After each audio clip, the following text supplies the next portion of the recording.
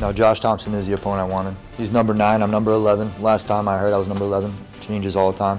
People get hurt all the time. This is a great opponent. He's very, a lot of fights, has a vet. You know, he's got a good chin, very crafty. I'm excited for this fight. You guys should be excited too because I know he's been training hard.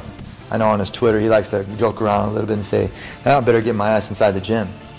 But I already know he's been training because it's not a wise thing for not to train for me. You can try to prepare for any kind of person that's out there, but it's mixed martial arts.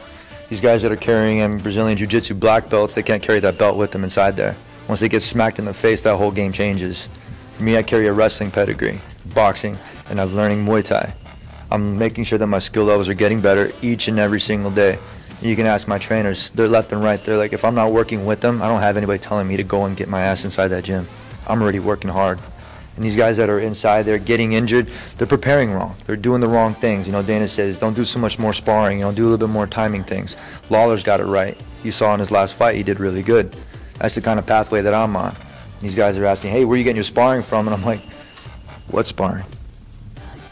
I consider myself a tech fall wrestler. It's technical fall. It's when you go out there and you outpoint your opponent, and then you go for the finish, the win, the pin. I've always been that guy that always liked to go for the pin right away. And it was back in the day until one of my coaches had to tell me, get that mat time.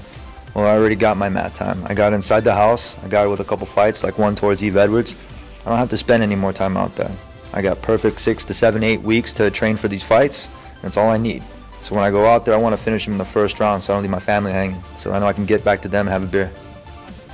I think just increasing my skills, overall morale, making sure I stay focused, don't let the media, the attention, too much outside sources get to me. The closer I keep my niche, you know, to that, and the harder I work, it shows inside the octagon. You know, my interviews are getting better, my Spanish is getting better, everything else is getting better, so that's how I can say that inside the cage is going to happen the same way. But I figure at 155 there is a tough division. This is the shark weight division. There's no easy fights here. I make it look easy outside there because of the practice room.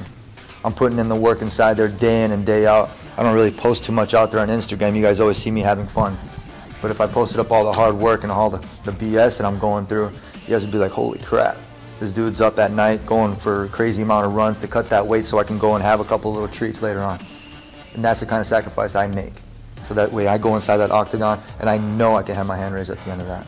The champ's seen me fight. He's seen me spar at Rain and he's seen me move. He doesn't want to fight me right now. And right now, he's cool. He deserved his title. He did kick Anthony Pettis' butt. And right now, my opponent's Josh Thompson. And that's what I'm prepared for. And he's scared.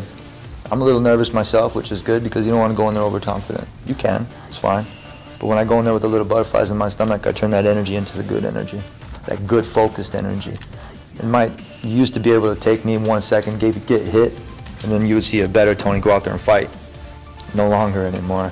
I don't have anybody smacking me in the face like Clay Guida and these guys when they used to back in the day. I don't need that. When I'm out there, my coach would tell me, smile, Tony.